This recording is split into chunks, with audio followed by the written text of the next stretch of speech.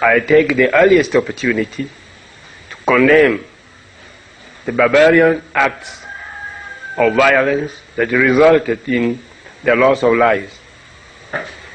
We urge the government to pursue and apprehend those who organized and executed the fracas that resulted in the loss of lives and injuries. We are looking for an amicable solution. We have extended an olive hand to our brothers.